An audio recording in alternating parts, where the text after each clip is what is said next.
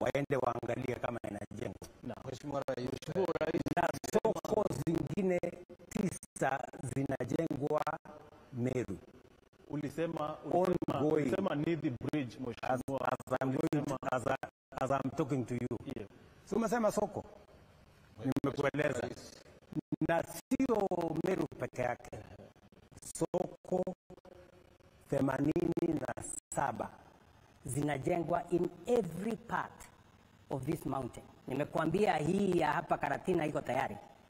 Soko ya mimi naenda kesho, soko ya Naromoro inaendelea kujengwa. Almost 40% inaendelea. Ulitupea siku ngapi? Ulipokuwa Meru ulisema mwisho wa mwaka wa 2024 hizo soko zitakuwa zimeisha. Sasa unaona, you are shifting the goalpost. Ulisema soko haijajengwa, zingine unasema inajengwa lakini haijaisha. Sasa wewe bwana,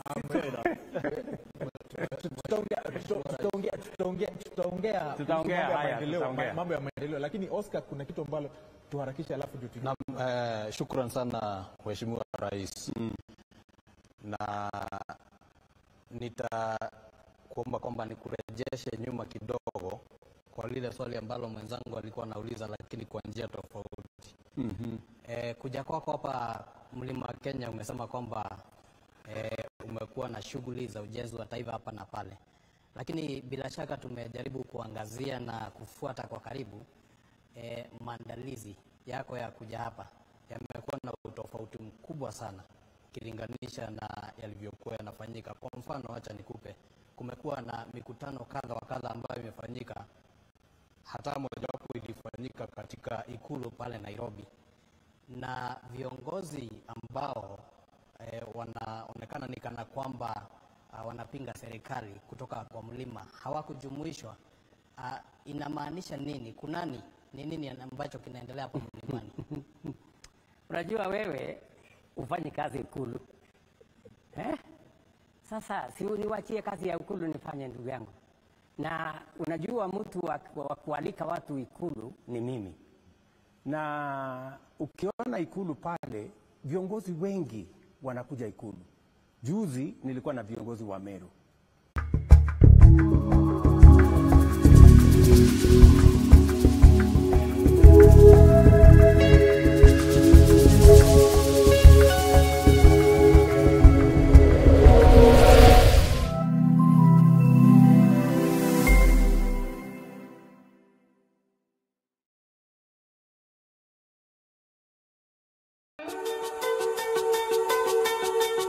Ugeja kwithira nuguchwa antu aega akuria agonywa ona kuthithiria michemanio ukabio na bionthe Pix Hotel na Nyuki. Pix Hotel ni thagirwa iri na nyomba cia kurara na inthongi cia mithembe 3: Standard, Superior na Executive. Koroki kuri na nyomba cia michemanio chiomba kuju kikundi bianto 200 rooftop.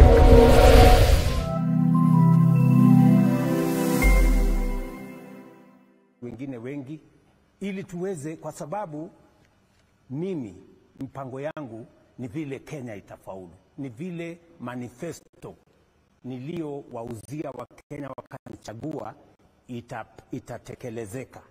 Hiyo ndio mpango yangu, na ndio sababu hiyo kazi sasa nimefanyia ukarabati, sasa imeshika laini, uchumi imeshika laini, kwa sababu uchumi imeshika laini, nimepanga sasa vile affordable housing inaendelea, universal health coverage inaendelea, markets inaendelea, hostels inaendelea, barabara ndio hizo nimekamilisha karibu wiki moja imepita. Zaidi ya bilioni 170 tumepata kutoka market kwa sababu tumechunga uchumi wa Kenya. Sasa barabara za Maumau zinaendelea sehemu tofauti tofauti. Kwa mfano, wacha nikueleze. Barabara za Maumau tuko na kilomita 560. Kiambu, Murang'a, Nyeri, sehemu kidogo Nyandarua, sehemu kidogo Embu, sehemu kidogo Tharaka Nithi. Hizo barabara kwa ujumla is above 55% zikiendelea. Ile kidogo nimepata matatizo nayo ni barabara ya pale barabara ambayo inaunganisha Maragwa, Kandara, Kiharu na Kangema. It's about 31 kilometers. Hiyo ndio kidogo iko chini about 5%. Na tayari tumezungumza na contractor pale. So na some of those roads I am going to inspect them because they are going on in my trip. Asante Vile vile, wacha tu nikueleze. Vile vile kwa sababu ni vizuri nikueleze na niwaeleze wananchi wa hapa county hii. Vile vile nilienda China mwaka uliopita 2023 na nikapata pesa karibu shilingi bilioni 36 ya barabara. Kwa hiyo shilingi bilioni 36 nilichukua bilioni 15 nikaweka hapa Mlimani. Hapa Nyeri hapa nimeweka barabara ya kutoka Ishamara kwenda Rutune mpaka kwa river pale, hiyo kilomita karibu 45 inaunganisha Mukuruweni na Tetu. Nimeweka Nyandarua barabara mbili, barabara ya kutoka Ndaragwa kwenda Kanyagia mpaka Subuku, almost 50 kilometers. Saa hii inaendelea. Ukiuliza mjumbe wa pale anaitwa George Gashagwa atakwambia hiyo barabara inaendelea. Nimeweka 44 kilometers pia barabara pale Nyandarua ambayo saa hizi inaendelea. Tumeweka kilomita 90 kilometers barabara za Kiambu between Kabete, Kiambaa and Kiambu zinaendelea as I talk to you. Tumeweka barabara ya Kirinyaga kutoka mahali inaitwa PI, hiyo barabara saizi almost another 50 kilometers inaendelea as I talk to you. Kuna zingine bado tuko na matatizo kidogo na contractors, lakini sasa tumemaliza the procurement issues na matatizo ambayo tulikuwa nayo. So another 400 kilometers mbali na 560 ya Maumau, barabara zingine 400 kilometers hapa Mlimani. Almost a total of 1,000 kilometers ya barabara inajengwa hapa Mlimani. Nimesikia hata viongozi wengine wanasema Ruto ni muongo, sijui hakuna kitu amefanya. Sasa nikuulize, mimi nilikuja hapa, tukaenda hapa just not far from this state house hapa Katonganga, tukaanzisha ile barabara inatoka Maroa napitia hapo kwa Wamboi, napitia hapa kwa Munyoro, wa Munyoro hapa mahali huyo mtu anasema ati hakuna kitu nimefanya. Barabara ya kupitia kwake mimi nimetengeneza. Mheshimiwa, tunaomba kwamba anyway tuachane na hiyo story. Haya tuendelee. Mheshimiwa, ningeuliza sababu tulikuwa tunataka kuingia kidogo. Umeguza wa Munyoro. Sema na wa Munyoro, hiyo ndio mambo ambayo sasa tunataka kuuliza. Hapo sasa ndo umeguza mlima. Wakati ulikuwa hapa na watu walikupenda sana, ulimchagua Bwana Rigathi Gachagua akawa naibu wako, mkaingia katika uongozi.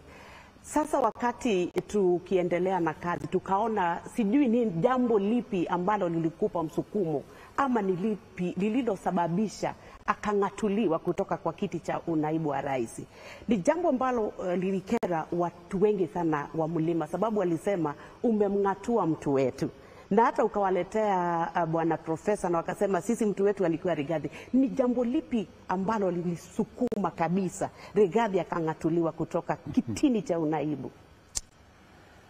Hiyo ni swali ambayo itajibiwa na watu wengi, kwa sababu wenye kumtoa Rigathi ofisini, mimi hakuna mahali nimeweka sahihi atolewe. Sheria ilifuatwa. Wacha nikujibu. Wenye kumtoa wakamtoa, si ndio? Lakini nataka nikurudishe nyuma kidogo. Kabisa. Mimi ndio nimenominate Rigathi Gachagua. Si ndio? Hakupigiwa kura ati ndio mimi ni nominate.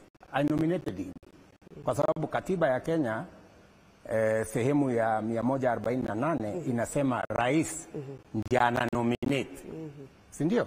Mimi ndio nimemnominate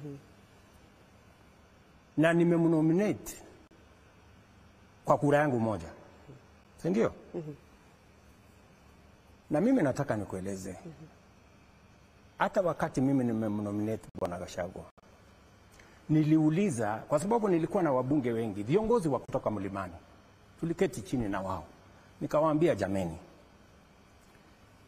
mimi nimefanya kazi na Mheshimiwa Uhuru Kenyatta miaka 10, nimefanya kazi kabla ya hiyo, nimekuwa rafiki ya watu wa Mlimani na wameniamini, wanataka kunipatia kura zao. Nataka nyinyi kama viongozi wa kutoka Mlimani, wa bunge wa sasa, munisaidie mmoja wenu ama mmoja wa viongozi wa kutoka Mlima awe naibu wangu wakati tunaenda kwa uchaguzi. Nasikia Nyokabi? Nasikia. So nikawaachia nafasi, nikamwambia haya, mnipatie mtu.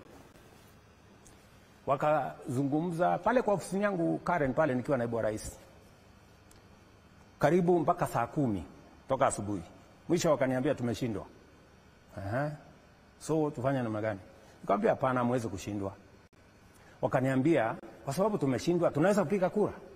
Nikamwambia pigeni kura. Wakapiga kura. Nasikia? Si unataka ukweli? Kabisa. Ikapigwa kura.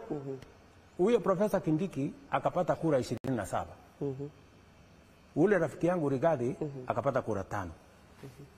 Unasikia? Sasa wakati hawa viongozi wameniletea majibu, nikawaambia wacha nifikirie kama vile tutakavyoenda. Mwisho nikawapasue, nikawaambia sikizeni, mimi nalaumiwa Mlimani kwamba mimi nimeshikana na viongozi wachanga, viongozi vijana, sijui Ndindi Nyoro, sijui Kimani Ichung'wah, sijui nani, hawa vijana wadogo wadogo, na hata huyo profesa ako katika kiwango hiyo. Nikamwambia ili tusionekane kwa watu wa Mlima, pengine nimechukua vijana, wacha nichukue huyu mzee karibu wa rika yangu, pengine mzee kidogo kuniliko, shingo upande. Wakaniambia wewe ndio kuamua. Sawa, mimi nikaamua, tukaenda pamoja na ndugu yangu Rigathi. Hiyo ilikuwa ni miezi 3 kabla ya uchaguzi, si ndivyo? Baada ya uchaguzi si tukaanza kazi. Mambo matatu yalitokea. Ya kwanza, shida, kesi kila siku kwa kesi. Itumbi amesema sijui ameandika nini. Sasa tukafanya kesi, kaita Itumbi. Deputy President ameketi hapo, mimi hapa. Wewe Deputy President anasema umefanya. Haya, tunamaliza kesi. Next, baada ya wiki moja, Faruk PA, mtu mdogo, amefanya. Haya, naita Faruk, nafanya kesi. Tukamaliza hiyo. Kidogo Ndindi Nyoro amefanya, ameitisha mkutano sijui Kiharu, amepanga wabunge wengi. Mbona amepanga wabunge? Mbona naita Ndindi Nyoro. Tumeketi chini. Kesi. Haya, kuisha hiyo, Kimani Ichung'wah sijui amesema. Sasa mpaka nikamuuliza, ndugu yangu, wewe ni naibu wa rais wa Kenya, bloga huyu Dennis Itumbi, bloga, unasumbuana na yeye nini? PA ya ofisi, mtu kidogo. Hawa vijana, sijui Ndindi Nyoro, sijui Kimani Ichung'wah, sijui nani, sijui mama mwingine, sijui anaitwa wa kutoka hapa, ati alikuja, sijui anamwambia wewe unazungusha marinda, sijui. Sasa nikamwambia hivi kidogo ni nini? Just wait. Si umeniuliza swali? Kabisa. So nikamwambia tafadhali tufanye kazi ya Wakenya, tuache hii makesi kidogo kidogo. Ndio hiyo yeye ameanza vita na wabunge. Hawa wabunge wenye kumuondoa bunge, vita na wabunge. Nyinyi wabunge, kabla ya Disemba msiponipigia magoti mtaenda nyumbani. Wabunge ndio hawa. Wabunge ni wanasiasa. Sasa wabunge wakasema Disemba tutaenda nyumbani tusipokupigia magoti. Okay, kabla Disemba na sisi tutakushughulikia. Nasikia vita mwenyewe ameanzisha na wabunge. Ya tatu, naibu wa rais kazi yake kubwa ni kumsaidia rais. Mimi nikiwa naibu wa rais wa Uhuru Kenyatta, you people in the media, you are witnesses. Mtu mwenye kwenda TV kutetea program ya equipment ya hospitali, program ya electrification, program ya barabara ya serikali, ilikuwa ni mimi. I went to more TV stations many more times than even the president himself. Kwa sababu ni kazi ya naibu wa rais kuprofile kazi ya serikali. Na wauliza nyinyi, KTN, Citizen, NTV, mulimuona Rigathi ameenda kuongea barabara siku moja, sitima siku moja, program ya UHC one day? What?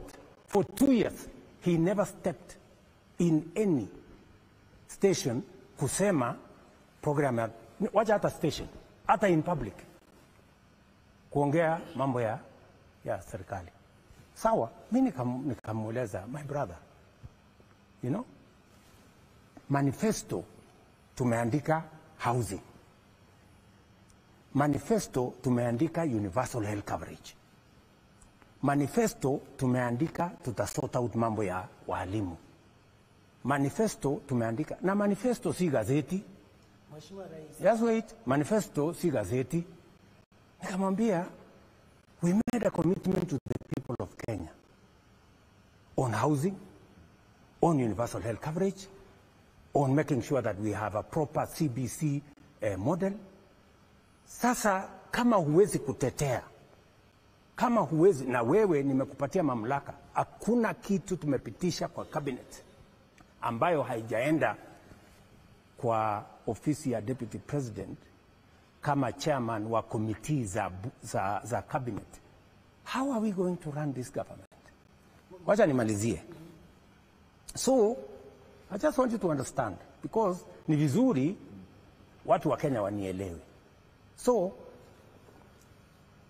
wabunge wakaanza vita kwa sababu wameambiwa wasipopiga magoti, nasikia, wataenda nyumbani.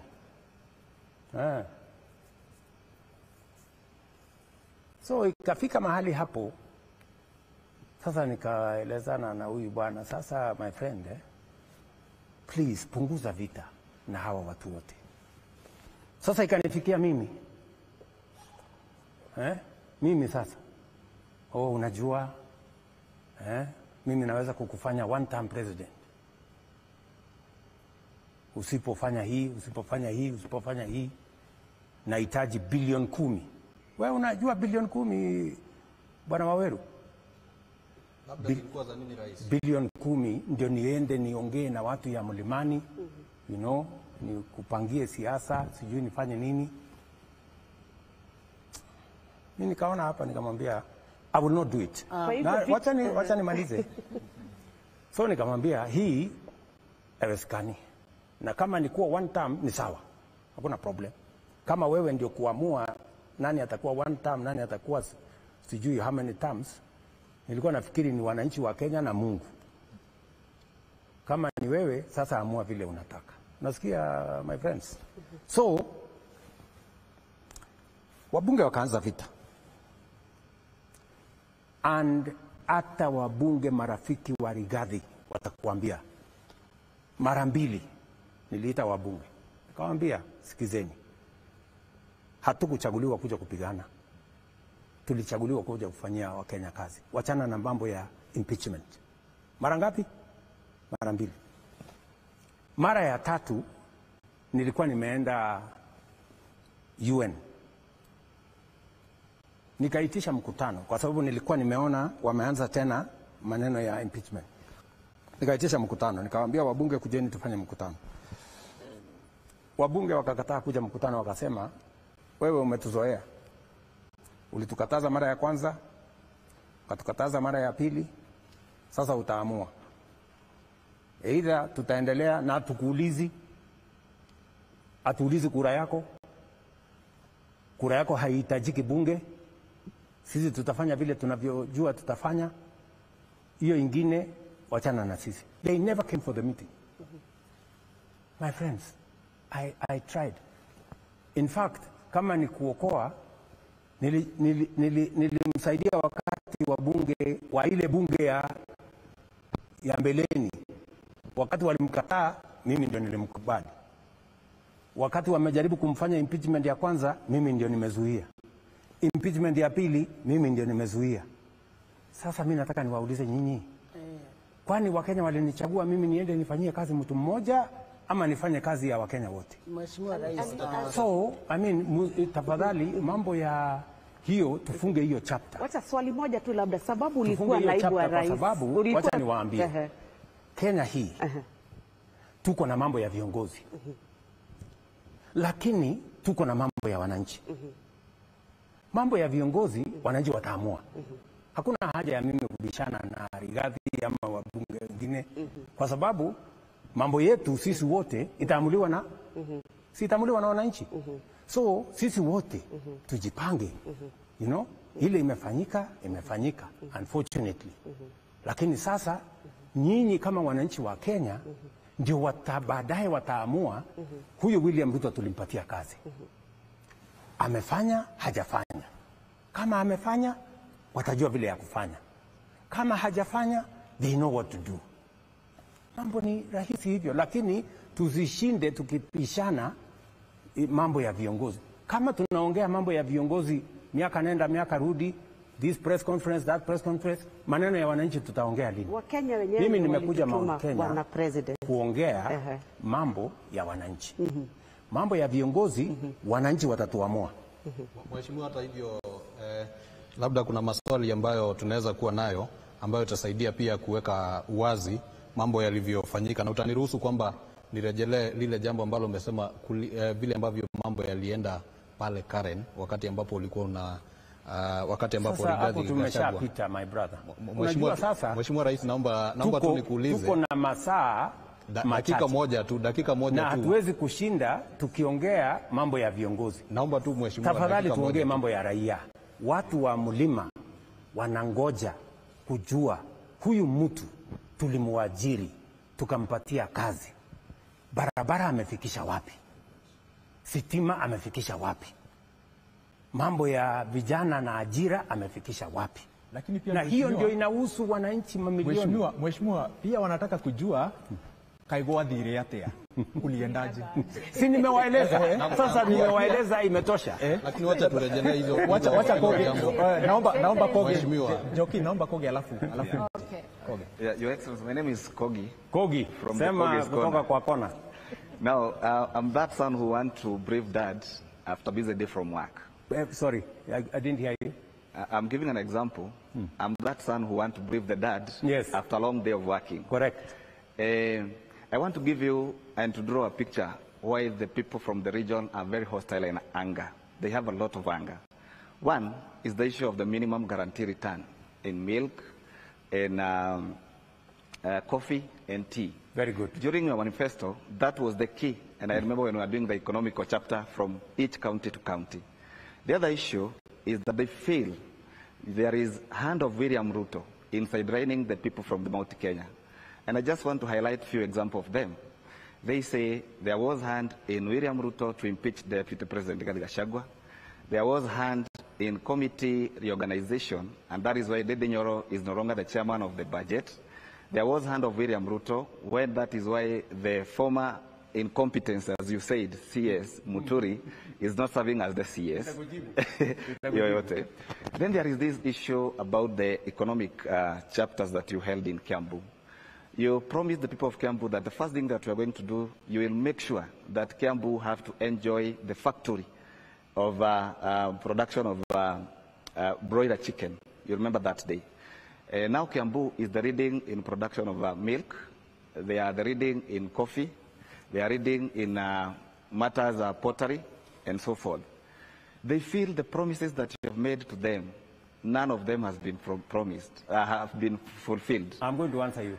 The one, let me highlight few, then I give my rest, the panelists to continue. One of them is the Darakanide Bridge that you promised within 100 days, you are going to make sure that the bridge is done. There is the Rorengo Stadium, the famous Rorengo Stadium. It is still in the structure as it was there before. There is this Mau Mau Road. Apart from some few constituencies, the others, they remain stalled project. They are asking, the project that Uhuru left through when he was the president, they are still there. They claim you are coming to relaunch again. The same project, the same you did last time. So they are here wondering, what is this president want to bring us back? That is why I have diverted from the real issue of impeachment so that we can discuss the policy. They also feel that even the broad-based... Sasa ukiuliza mingi, sasa nitajibu gani? So siulize kidogo, nijibu alafu ulize ingine. Nimalizie na hii moja. The issue about the broad-based government. Yes. They feel even the deputy president that we have, Kithure Kindiki, is on the road because those people who have joined the government, they are claiming everything in the government, starting from the position from the committee, all the people who are associated with a deputy president, they no longer serve in any of the committee. So they even feel that the deputy president is sitting on bonus. Akojia ya kuenda. Maybe if you can answer that, I'll come there after the discussion. Anyway, wacha tuanze na ile ya muhimu. Umesema mambo ya guaranteed minimum return. Si ndio? Yes.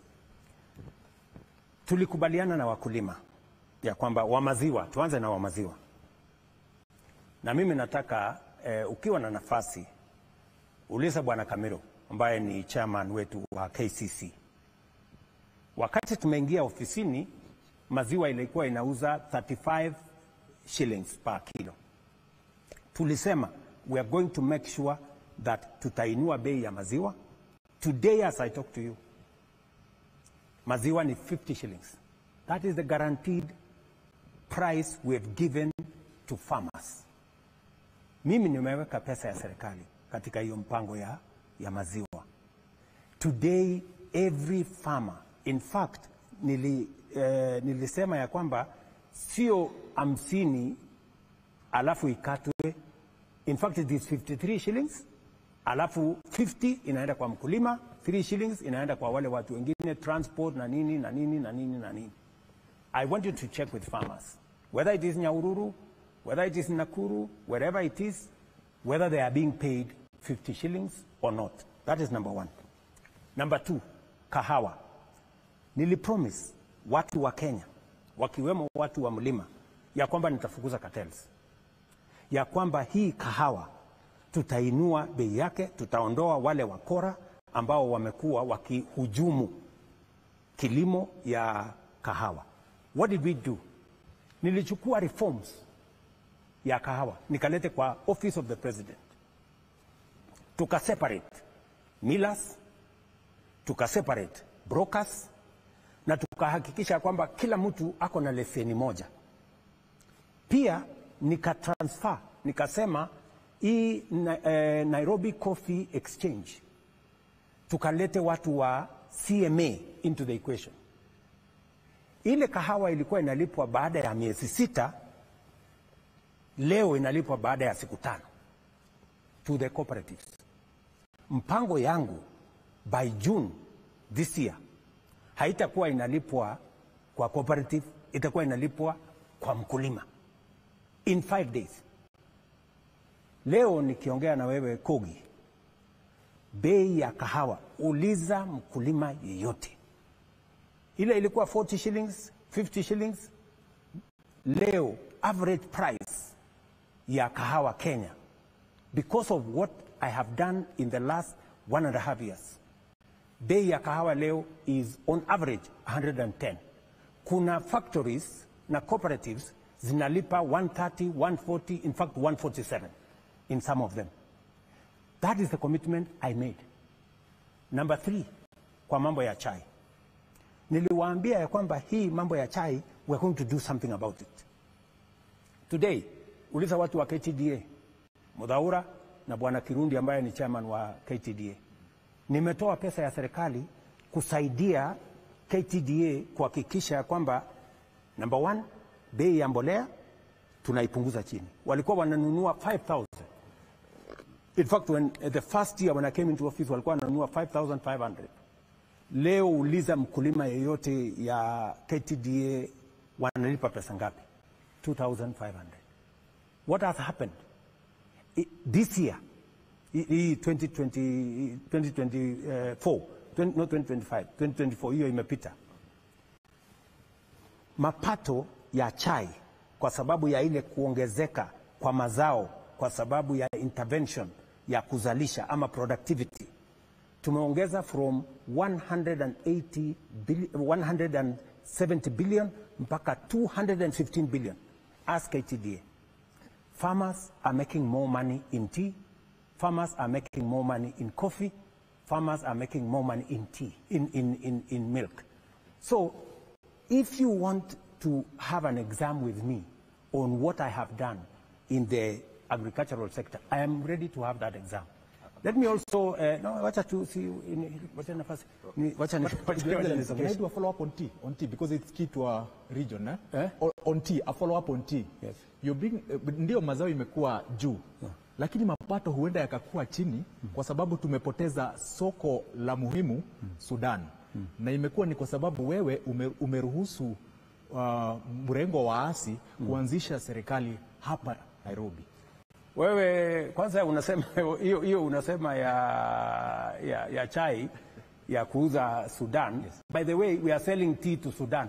Okay. Even after they say they are not buying our tea, the market itself has forced them. We sell tea today to Sudan. So there is absolutely no issue about selling of tea. And that is why we are making money in the tea sector.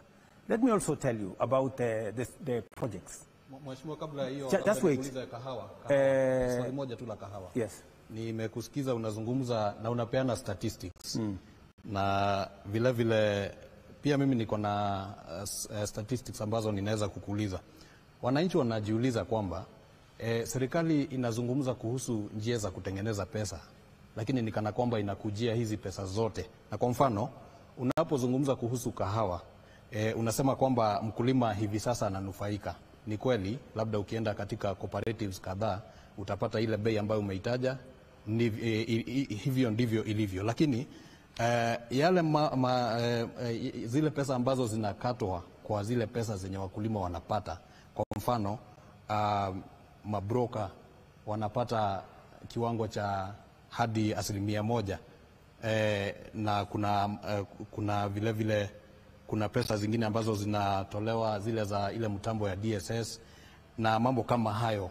Wakati sasa serikali inapopanga kwamba bei itaenda juu, lakini pesa ambayo inafika kwa mfuko ya mkulima bado iko chini. Ile bei nimekwambia ndugu yangu Kimani Ngonjiri. Ile bei nimekueleza ya 110, 130, 147 ni pesa ambayo tunamlipa mkulima. Sio pesa ambayo ati tunasema ndio ikatwe zile zingine. That is the net that is going to farmers. And the charges for DSS is for purposes of making sure that we have institutions that insulate the farmer from brokers taking advantage of farmers. So we have made that chain absolutely clear. Let me go back to barabara za number 1, barabara za Mau Mau. Barabara za Mau Mau ni kilomita 560. Many of them, when I came into office, they were already stalled. That is the correct position. So what I have done over the last 2.5 years is to reorganize the economy, because they were being funded by money from the government. And it took time, and not just Mau Mau roads, roads across Kenya. You know, we had a problem with roads across Kenya. And because of the way of the state of the economy, it had to take me to reorganize the economy so that we can be able to raise resources for us to be able to fund the construction of the roads. I can now confidently tell you that we have raised 170 billion. We are going to raise another 120 billion. So we now have the resources. And you see, wacha nikueleze ndugu. Najua, ukioa bibi, akwambie nitakuzalia mtoto. Pengine hawezi kukuzalia the first week, because it's not possible. Lazima ile mambo ilifanyike, halafu tungoje, si ndio? Tungoje, halafu ndio mtoto apatikane. Sasa wewe, sasa sikia, wewe ngoja. Na unajua, hata ukienda shuleni, hata ukienda shuleni, unapatiwa lesson, si ndio? Unafanyishwa kata hapo katikati, halafu kuna siku ya mtihani. Kama ni secondary school, ni after 4 years, si ndio? Sasa nikueleze, si mtihani hii ya Mau Mau nilisema nitamaliza hizi barabara. I want to challenge you. Si unipatie nafasi. Si mtihani iko 2027. Hizi barabara za Mau Mau uniulize siku hiyo. Kama kuna barabara ya Mau Mau ambayo haitakuwa imejengwa ama kukamilishwa. Kama kutakuwa na barabara hizi zingine zote ambazo nimezianzisha, ambazo hazitakuwa sijakamilisha, si wananchi watakuweko? Na kama sijafanya, si wananchi watajua vile watafanya? Lakini sasa unachukua mtihani ya 2027 unaleta hapa 2025.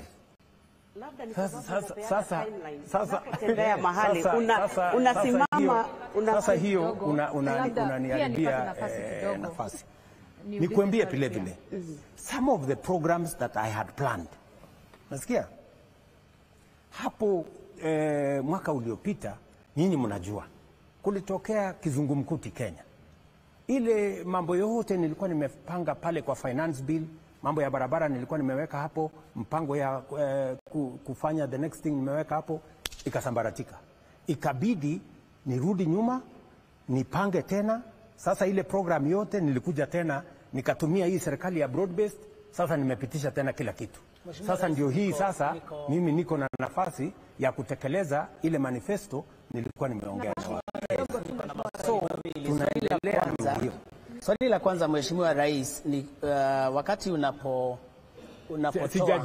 sijajibu Ruringo. Wacha nijibu Ruringo. Sawa, ni sawa. Wacha nijibu Ruringo. Okay. Huyu bwana ameniambia kuhusu Ruringo. Ruringo tumesumbuka kwa sababu contractor. Ni kweli Ruringo iko na shida. Tulikuwa na contractor. Huyo contractor ametusumbua, ametupeleka kotini. Na unajua kotini, I don't have control. Hakuna mtu akona control. It is an independent institution. So we just finished the case 2 months ago. Sasa tumemwondoa ule contractor. Na kwa sababu be patient. Na kwa sababu Ruringo tulianza na ile stadium ya Meru ambayo ilikamilika zamani. Tulianza na stadium zingine ambazo zimekamilika zamani. Sasa nimeamurisha ya kwamba hii Ruringo sasa nimeambia watu wa jeshi wakuja wanisaidie kukamilisha hiyo Ruringo. And I am very confident that by the end of this year we will complete Ruringo. Na hiyo kazi mtaona vile itaendelea. Na mimi sina wasiwasi ya kwamba hii kazi nimepatiwa na wananchi kama nitatekeleza ama sitatekeleza. Na unajua nisipotekeleza, I know what will happen. So I have no problem. Your Excellency, wacha huyu jamaa alikuwa anasema. Mheshimiwa Rais, niko na maswali mawili. Swali la kwanza ni wakati unapotoa hizo ahadi huwa unapeana timelines. Na mara nyingi hizo timelines zinapitwa. Kwa hivyo watu kuna majina mpaka wamerudi kukubandika. Wamesema unajua kama kuna ahadi na haijatimia, wanaanza kusema uliongea uongo. Sijui kama shida imekuwa nini kimekuwa kikisababisha hii miradi ambayo unaahidi alafu inapitwa na ule wakati ambao umesema, na ndio inaharibu jina nzuri la serikali. Jambo la pili ambalo nilikuwa ninataka uguzie, wakati ulipoguzia juu ya soko, kumekuwa na malalamiko kutoka upande wa Meru kwa sababu ya soko ya miraa. Ningependa pia uguzie kitu kidogo juu ya vile unavyofanya kuhakikisha kwamba wakulima wa miraa wameshughulikiwa kibei.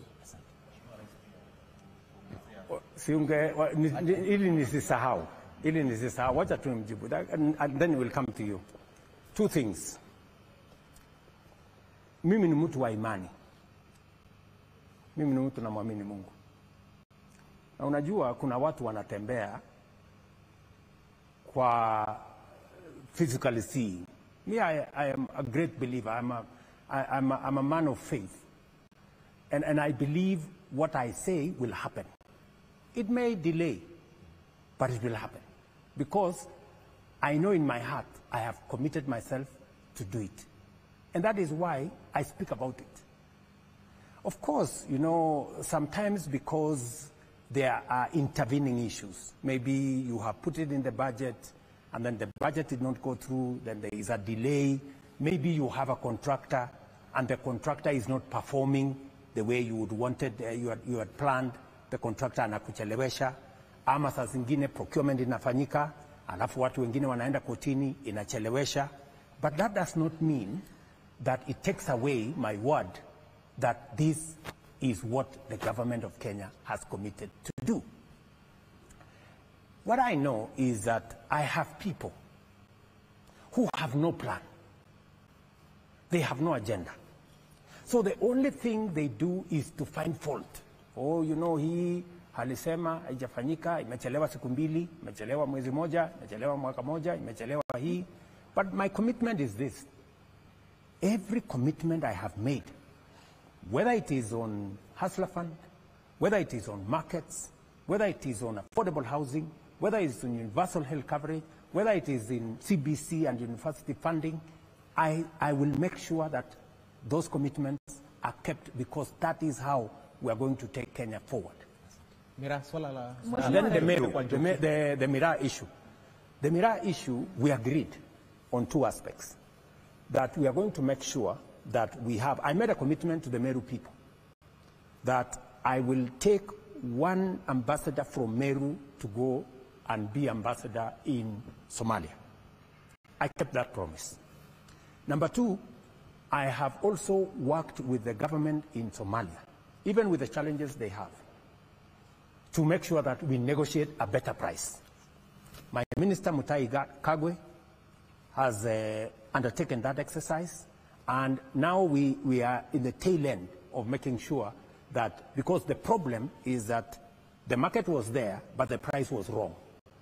So I send minister to negotiate so that we have a price that farmers of Miraa can agree to sell. So we have also negotiated and gazetted a new price for Miraa. So on that issue, we have kept our promise, and we will continue to work with the farmers to make sure that they are not exploited. Thank you so much, Mheshimiwa Rais. This man, I think this gentleman alikuwa na huyu alafu wewe. Naomba tu Njoki alafu tuende kwa Okay. Thank you. Asante sana Mheshimiwa Rais. Mimi naitwa Njoki. Natangaza na redio ya Bukena FM. Karibu sana kwa Mlima. Mimi ni mzaliwa wa Mlima. Okay. Nyeri County, Tetu constituency, mahali kunaitwa Kigogoini. Kama utapitia hapo, ingia tu kwa mama yangu, atakuchinjia kuku. Sawa Njoki. Na kikombe ya maziwa. Yes. Ningependa kuangazia mambo mawili ama matatu, sana sana tena kuhusu mkulima wa majani chai. Najua umeongea hayo na uko na mipango. Lakini pia ningependa tushughulikie wakulima wa majani chai kulingana na kiwango cha ukulima wao. Kuna yule mkulima pia wa chini ambaye production cost yake sana sana huwa inamfinya. Unapata ya kwamba yule mfanyikazi wa kumchunia majani hata anapata pesa mingi kuliko ile yeye anapata ya bonus. Sijui hapo tunaweza fanya nini ndio huyu mkulima mdogo wa majani chai akaweza kutiwa moyo aweze kuendeleza kazi yake. Labda swali ambalo lingine ningependa kuangazia ni katika matembezi yako mlimani, na nimesema tena karibu sana. Wakati ulikuwa naibu wa rais, ulipokelewa sana kwa mlima kama ulivyosema. Na of course msemo ambao ulikuwa wako wakati huo ni tanga na tukaelezewa kwamba mmesikiza ground, na ukweli masikio ilikuwa sawa. Mlisikiza ground na ilikuwa sawa. Sasa tukisikiza ground, sijui iko namna gani. Na tena labda ningejiuliza, na wengine pia wanajiuliza, mbinu ambazo zimetumika kuwakusanya watu pamoja ambao watakuwa wakijitokeza kupokea rais katika mlima, ni wale ambao ni watu kabisa wanatokea kupokea rais kwa sababu wanapenda vile anafanya, ama wengine wamebaki manyumbani wamekasirika tu, wamebaki na hasira zao, lakini hawana la kufanya. Okay. Mambo, umeniuliza maswali mawili, sio Njoki? Ya kwanza, pale katika kilimo ya chai, bado kuna vile tumekubaliana na Mutahi Kagwe. Tumejaribu ku enhance productivity. Lakini bado kuna sehemu imebakia ambayo sasa tutaenda bunge. Kwanza kuhakikisha kwamba tunafanya value addition more than we are doing at the moment. Tatizo ya chai yetu, hata ingawaje tumepata mapato karibu bilioni 50 zaidi mwaka uliopita, ni kwamba sehemu kubwa ya chai yetu bado inauzwa kwa magunia. Na sasa tumekubaliana na stakeholders, nimeketi chini mwenyewe, na mimi nataka nimshukuru Profesa Kindiki kwa sababu amenisaidia katika shughuli hiyo ya kuketi chini na different stakeholders wa kutoka sehemu tofauti tofauti. Na sasa tumekubaliana na wao vile tutakavyofanya katika finance bill ambayo inakuja kupunguza mambo ya ushuru kwa packaging material. Tuondoe ushuru kwa ile chai inanunuliwa kutoka kampuni hii mpaka kampuni hii for purposes ya kwamba ile bei ambayo tunapata ya chai yetu sio tu ile ya wholesale, lakini vile vile Ketepa na chai hizi zingine zote ambazo zinauzwa zikiwa processed, ambayo sasa bei yake ni kama mara 2 mara 3, pia tuweze kuenhance hiyo value addition. Nimekubaliana na watu wa KTDA ya kwamba sisi kama serikali tutawasaidia na shilingi bilioni 1 waweze kutengeneza another processing facility. Hii ya Ketepa iko Kericho. Sasa tutaanzisha ingine Nairobi. Na vile vile tunataka kuchunguza vile tutaanzisha ingine Dongokundu, ndio pale Mombasa.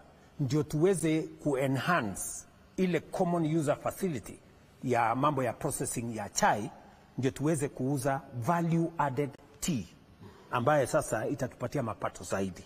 Tukifanya hivyo, sasa yule mkulima ambaye umesema, yule mdogo ambaye saa hizi pengine yule ambaye anamsaidia kuchuna chai anapata pesa nyingi kuliko mwenye chai, sasa hapo saa hizi kwa kilo moja on average tumefikisha karibu shilingi 70.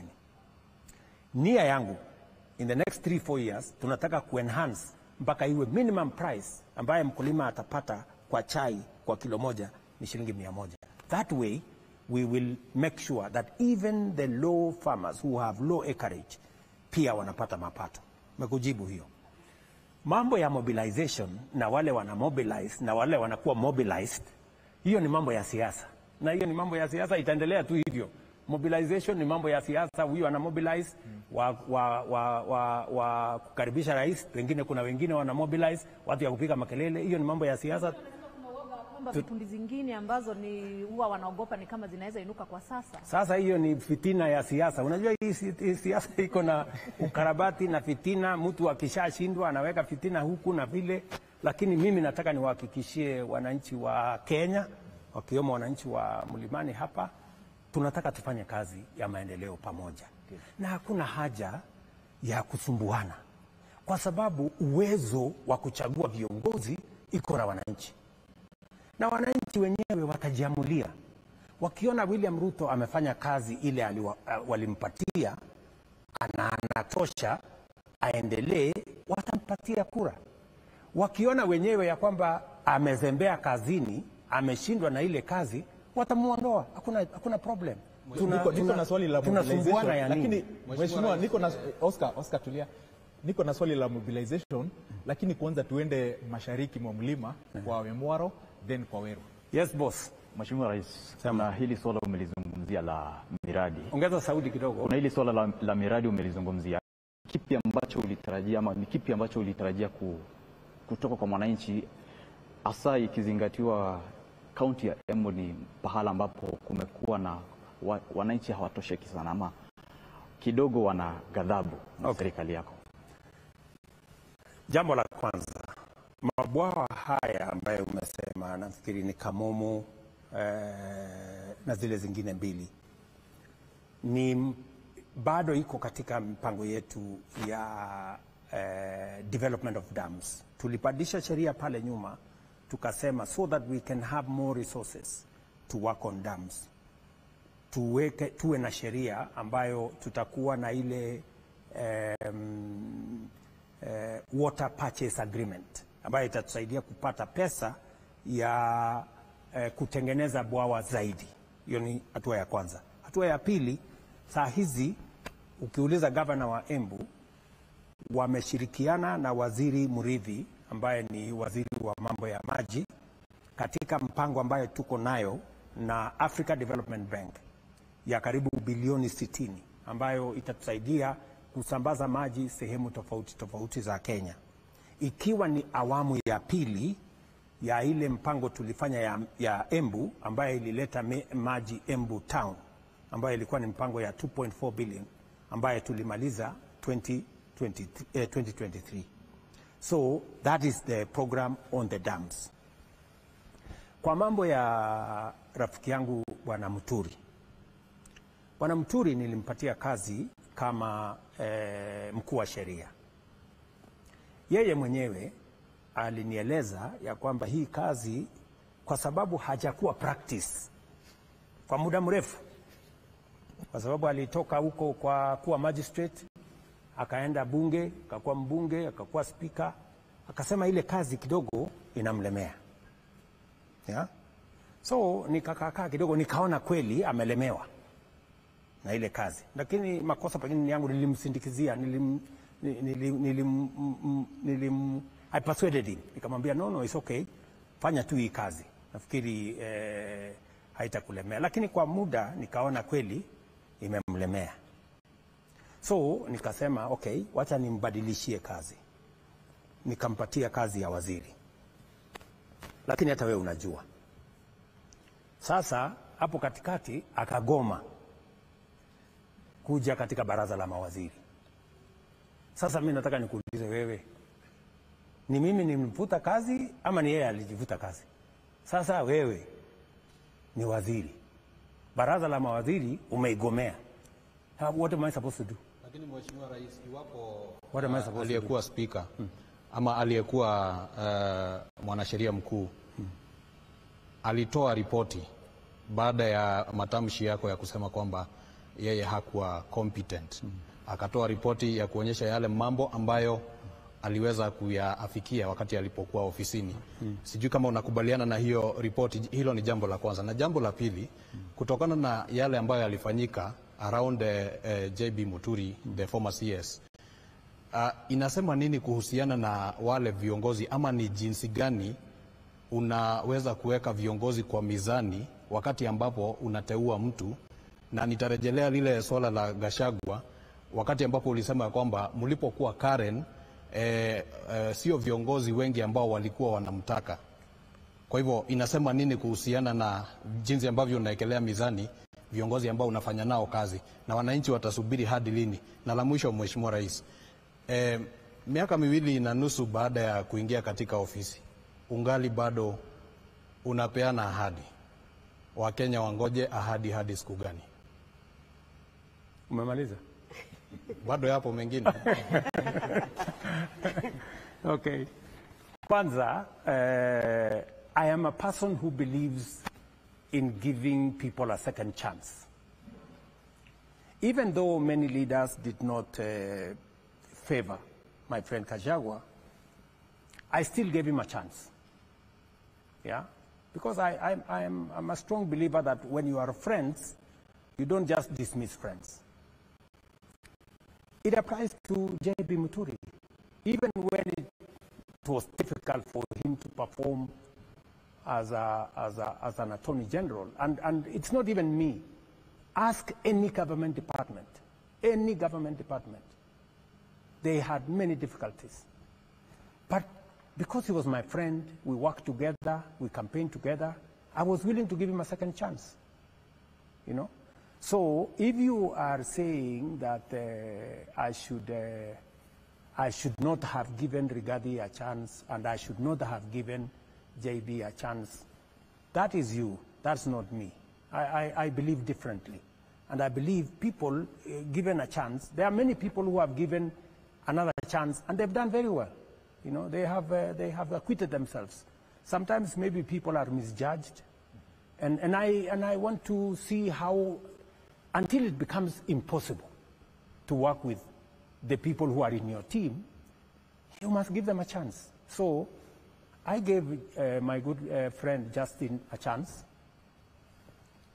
a second chance, but in the process, he dismissed himself. And I have, what did you expect me to do? I give somebody a chance, he starts to do whatever he's doing. So I think let's move on. Let us, and you know, it's not the end of the, it is not the end of the road. J.B. Muturi has a very good pension as a former speaker. So hawezi kuumia sana ataenda kuhangaika. Ako na kazi nyingi, ako na pension, anaweza kusonga mbele. Tunaweza labda tuone wakati ambao serikali imetulia na kazi inaendelea, kwa sababu sana ya kuhusu kazi, ma-CSs, kazi inabadilika kila siku. Wanasema even before you warm your seat, you are out. Even before you settle, even before you know where the chair is, where everything is, you are just out. Asante Njoki. Nataka tushikanishe hayo maswali. Unajua, moja sababu you're on record saying that there was a time your CSs, you knew their departments and ministries more than they did. And you have always said that you want to work with the best. But you have said, alikuwa rafiki. Were you choosing friends or were you getting competent people that would have supported you and you would not have found yourself in the situation that you're finding yourself in? You see, there is always a balance between the team you have. So you have a team. Yes. And you know, you have to choose the best from the team you have. And even when you choose from the team you have, they say the test of the pudding is in the eating. Sometimes you think highly of somebody, maybe they are not. Sometimes you don't think much of somebody, maybe they are better. So you have to keep balancing. And let me tell you this. Government is run through collective responsibility. Much as we have a minister for this and a minister for the other, decisions are made collectively as government. So whether you serve in this ministry or you serve in that ministry, it is your responsibility to understand government in its entirety and to work with all colleagues in different aspects. Let me tell you, my dear sister Nyokabi, you know, when you inherit a situation, and you inherit a situation where the economy is not doing well, and you have to do things. You have to cut down on this, you have to cut down on this, you have to stop this project, you have to stop that project to allow the economy to breathe and to allow the economy to come back. I am now much more confident. And you know, when I tell the people of Kenya that the country was headed to a default, there are countries, you know, I'm not talking from space, there are countries who have defaulted. I don't want to mention countries by name. Kenyans know. Anybody who is interested in public affairs knows there are countries, our neighbors, many countries have defaulted. And when a country defaults, my sister, you are in so much trouble. Nobody wants to lend you nothing. Nobody wants to associate with you. One of the neighbors, I don't want to mention which one, their currency was devalued by 100%. Do you know what that would mean to Kenya if we were to go that direction? Just imagine if the dollar was exchanging at 220 shillings. What kind of a country would we be? You know? So there are real issues that I have had to do to stabilize the economy of Kenya. And I can now confidently say that now that we have stabilized the economy, inflation has come down to 3.5% from 9%. Our exchange rate has stabilized substantially. Our foreign reserves were now close to $10 billion. We are now in a much more solid place to undertake the development of our country. And let me tell you, guys, friends, I don't know whether guys is right, friends, let me tell you this. Even in the midst of all these things, people are judging me rather harshly, you know? Even in the midst of all this, there are 200,000 Kenyans, 240 to be exact, ask Alice Wahome, working in our housing program. There are 200,000 Kenyans working, who have benefited from export of labor. In fact, what we've just done is to make Uwezo Fund and Youth Fund be able to finance young people who are getting jobs abroad. Let me also tell you that digital hubs and digital economy and digital jobs are employing 195,000 Kenyans. In the midst of all this, there are real people with real jobs earning real money, even in the context of what we are doing. And there are real things happening. You know, are we building the markets? Yes. Are we building housing? Yes. Have we tendered for hostels? Yes. Are the roads now ongoing? Yes. Are we doing universal health coverage? I made a commitment that we are going to change the infrastructure of health in Kenya, and we are going to see a different output. Have we stabilized the education of the children of Kenya? Yes. When I came into office, nobody knew what CPC was going to happen. Many parents were, they did not know what was going to happen next. We have sorted out the challenges with CBC. I have hired 76,000 teachers in 2 years. It's never been done by any government. We have a new funding model. It was taken to court. The court has now cleared to say it is the right model because it treats children according to the ability of their parents, so that children from poor families can get up to 90% scholarship. And children of William Ruto and the other people who earn more money can be funded less because their parents can afford. These are the kind of things that were challenges to Kenya. Good. I have sorted them out. I have sorted out education. I am sorting out health. I'm sorting out housing. I am making sure that the economy is stabilized, and we are moving the country forward. Kenya is not going to default. I can tell you for a fact. Mr. President, yes, my brother from Weru. Yes, my name is Martin. Martin. Yes, Martin. Kuna swali ambalo dadangu hapa ameuliza na hujajibu. Ningeomba ujibu tafadhali kwamba mawaziri unawabadilisha mpaka sasa a record 3 times in a ministry, Mheshimiwa Rais, kwa miaka miwili. Sidhani kwamba yule waziri kwamba kama atakuwa ametulia hata kufanya kazi ama utakuwa umempea nafasi ya kufanya kazi.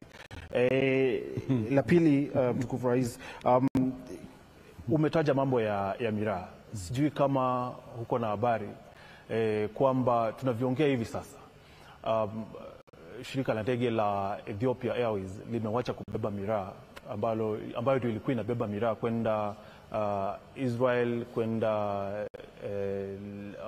Sierra Leone, I think, limewacha kubeba miraa. La tatu, nadhani utayakumbuka yote, ni Nithi Bridge. Nithi Bridge mpaka leo hakuna kitu ambacho kimefanyika kwa Nithi Bridge. Ulikuwa umepromise kwamba in 100 days itakuwa imeanza kujengwa, ukakuja tena ukasema in 6 months itakuwa imeanza kujengwa. Mpaka leo, Mheshimiwa Rais, hakuna kitu kimefanyika na watu wanakufa. Real people are dying underneath the bridge, Mheshimiwa Rais.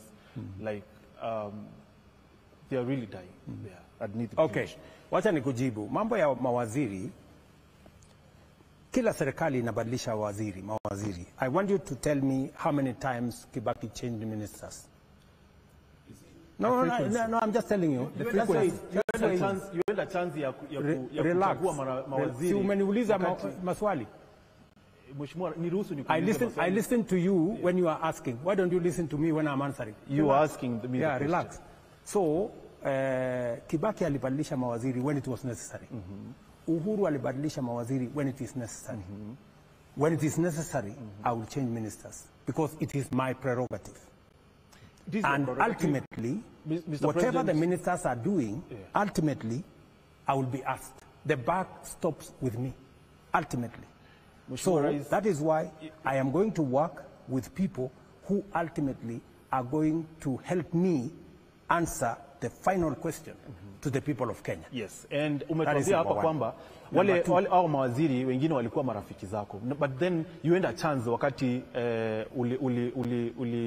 uliondoa cabinet yote. You had a chance ya kuchagua watu ambao labda hutawabadilisha baada ya miezi mitatu ama miwili. Martin, naam. Kama unaona sijafanya vizuri, yeah? No, sasa you know unawabadilisha mpaka sasa mimi mwanahabari saa nyingine hata nashindwa kukumbuka waziri fulani ni wa wizara gani. Kazi sasa utakuwa unaanguka mtihani usipojua waziri ni nani. That is your problem. Your problem is to find out who is the minister for whatever. Let me just tell you that kazi ndio mimi niko naye. Nitafanya vile naelewa inapaswa kufanyika. Let me give you an example. Unajua Koigi Wamwere, kuna wakati mmoja alienda kumuona Rais Kibaki. Kamwambia, bwana Rais, kuna shida hapa, kuna shida hapa, hapa iko shida, hapa iko shida, hapa iko shida, ungefanya hivi, ungefanya hivi. Kibaki akanyamaza, akamsikiza. Alipomaliza akamwambia Koigi, hiyo maneno yote umesema, siku ukikuwa rais ufanye hivyo vile unataka. Wacha mimi nifanye vile najua. Sitaki kujibu hivyo. Nilikuwa lakini Mheshimiwa Rais, wachana na hiyo. So Nithi, wacha tuende kwa Nithi Bridge. Huyu jamaa ameniuliza. Niliwaeleza wananchi wa Tharaka Nithi, mahali my deputy anatoka, kwamba hii Nithi Bridge tutaishughulikia. Right? Ukiuliza Kinoti wa Kera, ukiuliza Engineer Kungu wa Kenha, kama I have given them the assignment to do it and to figure out how we are going to work on that bridge, they will tell you there is 2 solutions to that bridge.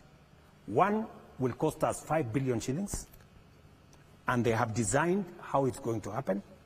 The other one is going to cost us 50 billion shillings, and they have told us to make a choice between, are we going to do one that is going to cost us 5 billion? Are we going to do another one or the other one that's going to cost us 50 billion? As to us having a plan on how that is going to be done, we have a plan. Like everything else, because of the nature of the economy, and because we have not been in a position to raise resources to do, just like all the other roads that did not, that were not factored in because there wasn't enough resources. Now we do have resources. We are now going to figure out, as we, like last week, we paid 60 billion shillings for the contractors to go back and do what they have to do. Because now we have stabilized the economy, we've gone to the market, we've raised the resources, and we know what to do. Part of what we are going to do is to make sure that that assignment on Nithi Bridge, which, by the way, is a concern to me as much as a concern to you, because, as you say, real people are continuing to lose lives on that bridge. So it doesn't mean that we have not. It does not mean that we have no plan. It doesn't mean that we are not thinking about it. It doesn't mean that we have forgotten about it. I can tell you, if you speak to Kinoti of Kura, if you speak to Kungu of Kenha, they will tell you the plan. Or if you speak to Mbogwa, the PS for roads, he will tell you we have a way of doing that bridge. The Miraa issue, please. The Miraa issue. Kwamba tuna wakati mfupi sana ama muda wetu unaelekea kuyoyoma, lakini kuna swali ambalo hatungekuachilia kama haujaelezea Wakenya. Kwa sababu gani? Kwa sababu Wakenya wanasubiri. Okay. Swali lenyewe linahusiana na utekaji nyara hapa nchini. Kumekuwa na visa vya aina hiyo.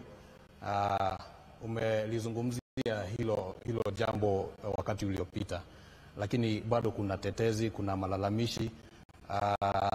Swala la JB Muturi kuondolewa katika lile katika baraza la mawaziri lilitokana na malalamishi yake kwamba kijana yake aliwahi tekwa nyara.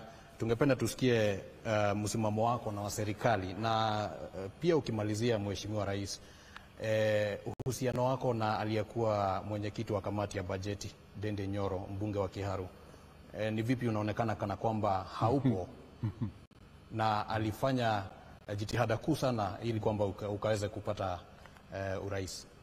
Asante sana. Msimamo wangu unajulikana kuhusu mambo ya utekaji nyara. Pale nyuma kuna wananchi wengi sana walipoteza maisha yao kwa mauaji ya kiholela. Watu wengi walizamishwa pale Yala, wengine waliwekwa Athi River, wengine waliwekwa sijui river gani. Na mimi wakati nimechukua usukani, nimevunja ile genge ya polisi ambayo ilikuwa inatekeleza mambo hayo.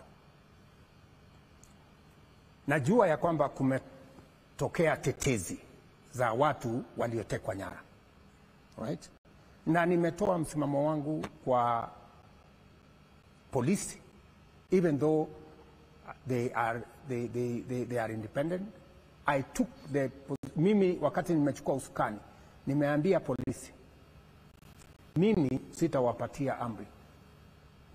Ndio nikatoa mambo ya budget ya polisi kutoka kwa ofisi ya rais. Nikamwambia Bwana Kanja, IG na watu yako, budget ndio hiyo. Operational independence, ni nani mtakaye mchunguza, ni nani mtakaye mpeleka kotini, msiniulize, kwa sababu hiyo ni jukumu yenu as an independent arm of the security. Na nilifanya hivyo ndio matatizo ikitokea isitokee vizingizio ati ofisi ya rais, kwa sababu pale nyuma, hata ingawaje IG supposed to be independent, pale nyuma budget ilikuwa inaendeshwa kutoka ofisi ya rais. Nikasema, na nilisign the first day in office, ndio sasa Kanja na polisi wawe independent, wafanye kazi yao, na nimewaeleza kinagaubaga msimamo wangu kama rais na wa serikali ya Kenya. Na polisi wanaelewa ya kwamba msimamo wangu, msimamo wa serikali ya Kenya, sera, policy, position ya serikali ya Kenya ni kwamba mambo ya utekaji nyara hayataruhusiwa katika serikali hii. Na wale wanahusika na huo utekaji nyara, the police must take responsibility and make sure they deal with those either in their ranks or the people who are involved in matters abduction. So that is my position. And that is advantage ya kupata zile ripoti za kila kitu ambacho kinafanyika hapa nchini. Unaposema wale ambao wanahusika ni akina nani? Siwaja nijibu. Nikusaidie kujibu. Yeah. So I have been thoroughly clear to the police on what they need to do on matters abduction. And I want to confirm to you that now and going forward, in my administration, matters abduction, matters extrajudicial killing shall not be part of my administration. We have discussed this within government. We have taken a position as cabinet.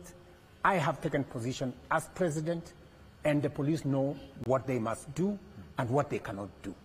That is the position. You asked me something else. What was that? Nilikuuliza kuhusiana na uhusiano wako na Ndindi Nyoro. Ndindi Nyoro is a very fine gentleman. Huyo kijana ni kijana ambaye mimi namkuza kwa siasa. Unajua nafikiri mtu fulani hapa amesema, nafikiri ilikuwa Kogi, alimesema ya kwamba Ndindi Nyoro alikuwa chairman na sasa sio chairman. Unajua muda wa chairman wote wa makamati bunge ilifika, old chairman ilifika muda muda wao ikaisha, ikawa tufanye tena election. Mambo ya chairman, vice chairman kule bunge haiamuliwi na rais, inaamuliwa na wabunge kwa kupiga kura. Every person offers themselves to be elected chairman or not to be elected chairman. Sasa sijui wewe kama unajua kama if Ndindi Nyoro offered himself to be re-elected as the chairman of the committee. I don't know whether he did. And I don't know how the MPs decided. Kwa sababu, wacha tu nimalizie. Yes. Ile kitu mimi ninajua ni kwamba wakati tumepanua serikali na tukasema tuwe na broad based, ikawa ni kwamba nafasi zingine za wenyekiti zitaenda upande wa upande ule mwingine, na watu wa Mlima Kenya walikuwa na chairman 12 out of 25. Watu wa Rift Valley walikuwa na chairman 9 out of that 25. Sasa ikawa ni kwamba watu wa Rift Valley waondoke viti 3, watu wa Mlima waondoke viti 3, ndio wale wengine wapate nafasi. Sasa vile walipanga kule bunge, utawauliza wale wanasimamia bunge. Haikuwa sababu alikataa kuwa part ya wale watu ambao walimngatua aliyekuwa naibu wako wakati ule, Rigathi Gachagua. Na alafu mimi nataka sitaki, kuna mambo sitaki kusema hapa. Nimeshakuambia huyo kijana mheshimiwa huyo kijana Ndindi Nyoro ni kiongozi, ni kati ya hawa vijana ambao na walea, na ni kazi yangu kulea hawa viongozi. Saa zingine kidogo wanaregea hapa, mimi nawafundisha namna hii hawa kina Kimani Ichung'wah, kina hawa vijana wengine wadogo hapa na wapanga. I have two questions. One question. About capitation. Kogi, yes. Yes, Kogi. When you came to power, capitation was 22,000 per student. It went down to 11,000. Another thing is about the NEMIS. There are students... No, your facts are very wrong. Why? Your facts are very wrong. Capitation was 22,000. No, it was in paper. 22,000. It was in paper 22,000. Yes. But the actual money that went was less than what you're saying. So what we have done is that we have decided to factor in figures that government can support. Because it is not right to tell a university, we are going to give you so much money, or a school, we are going to give you so much money, and then you don't give them. About the NEMIS. Just about in regard to SHA, because there are so many questions surrounded by so many issues. Just one word, a hope to Kenyans, please. Yes. In regard to SHA. Mimi nataka niwaeleze wa Kenya, mfumo wa Taifa Care ni mfumo wa maana sana, inasawazisha Wakenya wote. Pale nyuma NHIF ilikuwa ni ya watu wenye uwezo na wenye kazi. Sio watu wenye uwezo na wenye kazi peke yao ndio wanakuwa wagonjwa.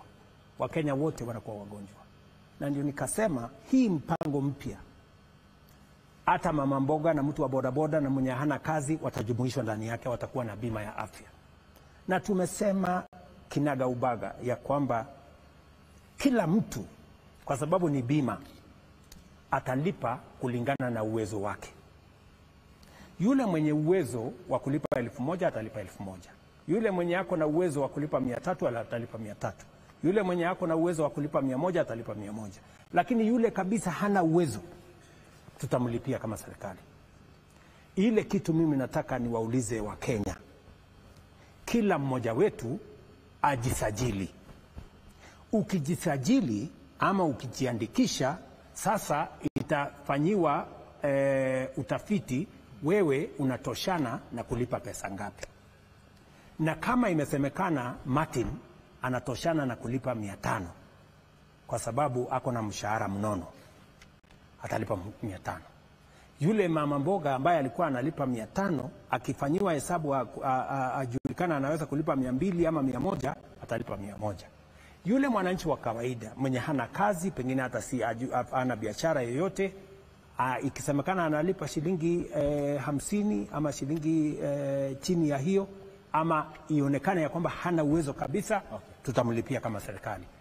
What we are saying is that there is no citizen in Kenya who should be left behind, whether they have a job or they don't, whether they have ability or they don't.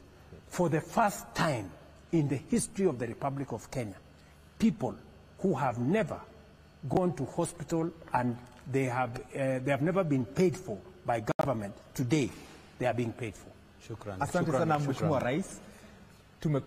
Shukran kwa muda wako. Asante sana. Ningependa kukupa fursa ya mwisho sasa kuongea na watu wa Mlima, hasa wale ambao wanakungoja kesho. Yes. Ambao wako na uoga kwa sababu ya vile ambavyo waliona mikutano yako ilikuwa inamalizika mjini Nairobi, ambapo magenge yalikuwa yanakuja kuvamia biashara za watu. Unawaahidi nini na mikutano yako wakati unaianzia hapa katika eneo la Mlima, eneo la biashara? Tukimalizia kwanza, nataka ujue ya kwamba pale Nairobi tulifanya mikutano mingi sana Nairobi, na watu wa Nairobi walichangamkia mikutano hayo. Kulikuwa na visa vya wizi, hapa na pale, kwa sababu Nairobi, unajua vile mambo yalivyo Nairobi, na sitarajii kwamba yale mambo ya wizi ya hapa na pale itatokea katika msafara huu, kwa sababu tunawaelewa watu wa huku mashinani, watu wa Mlima ni watu wa amani, ni watu ambao wanaelewa mambo ya maendeleo. Hatuja kuja hapa kufanya siasa, tumekuja hapa kupangana na wananchi wa hapa, mambo ya miradi yao, mambo ya maendeleo yao, tuweze kujua vile tutasonga mbele. Mimi nataka niwaeleze ndugu zangu watu wa Mlima Kenya, kwanza nawashukuru sana kwa sababu ya kuniamini, kunipatia kura zenu, na mimi nataka niwahakikishie ile kazi mlinipatia ya kusomesha watoto wetu na kuhakikisha kwamba kuna walimu, kuna taratibu ya sawa sawa ya masomo, hiyo kazi nitatekeleza. Mambo ya kilimo, kuhakikisha ya kwamba mambo ya chai, mambo ya kahawa,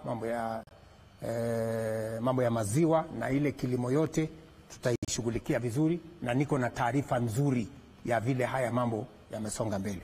Mambo ya barabara zenu, kama ni Maumau, barabara zile zingine zote mtajionea wenyewe, kwa sababu sasa tuko na tumedhibiti uchumi wa Kenya, na sasa tuko na pesa ya kukamilisha hiyo miradi. Mambo ya housing inaendelea. Mimi nitakuwa Nyeri town hapa, kwa sababu tulianzisha phase 1, tunaendesha phase 2. Mambo ya stadium inaendelea. Mimi nitakuwa kule Nyandarua, mambo ya hospitali yao, nitakuwa sehemu tofauti tofauti, nitakuwa Embu, nitakuwa Meru, nitakuwa Maua, kwa sababu tunajenga pale soko kubwa ya karibu shilingi milioni 300, na mambo yale mengine. Mimi natazamia sana kufika katika sehemu mbalimbali ya Central Kenya, hii Mlima Kenya, kwa shughuli ya mambo ya maendeleo ya sehemu hii. Shukrani sana Bwana Rais kwa sababu ya kutupa muda wako na kuzungumza pamoja nasi na wote ambao waliotutazama usiku wa leo. Bila shaka kuna wengi ambao wanauliza maswali ya aina mbalimbali, ni kumaanisha kwamba bado kuna kibarua cha kuelezea wananchi ni vipi ambavyo serikali inafanya kazi. Sina shida na kueleza wananchi, kwa sababu hiyo ni kazi yangu, kuwaeleza. Kuna social media na propaganda yake, kuna watu wakora na mambo yao, lakini kazi yangu ni kuweka ukweli na kufanya kazi na wananchi. Shukran sana Mheshimiwa Rais kwa sababu ya kutupatia muda wa kuweza kuzungumza pamoja nawe, na kwa niaba ya wanahabari wenza ambao tumekuwa nao na vile vile wale wote ambao walishirikiana kuhakikisha kwamba upeperushaji huu wa kipindi hiki umekufikia kwa njia ambayo ni nzuri. Tunashukuru sana wote, na kwa hivi sasa tutarejesha studioni mbalimbali. Kabla wacha hata mimi nitoe shukrani kwenu kwa kunipatia nafasi ya kuongea na watu wa Mlima Kenya kupitia kwa mitandao yenu na kupitia kwa redio na TV zenu. Nawatakia heri, nawatakia baraka. Asanteni sana. Tunashukuru sana na tunakutakia ziara nzuri katika eneo hili la Mlima Kenya, na baada ya hii labda pia kutakuwa na ripoti ya kuwekwa kwa msasa kama Wakenya watakuwa wamefurahia. Sawa. Jina langu ni Kimani Ngunjiri, kwa niaba ya wanahabari wenza tunakutakia usiku mwema. Asante.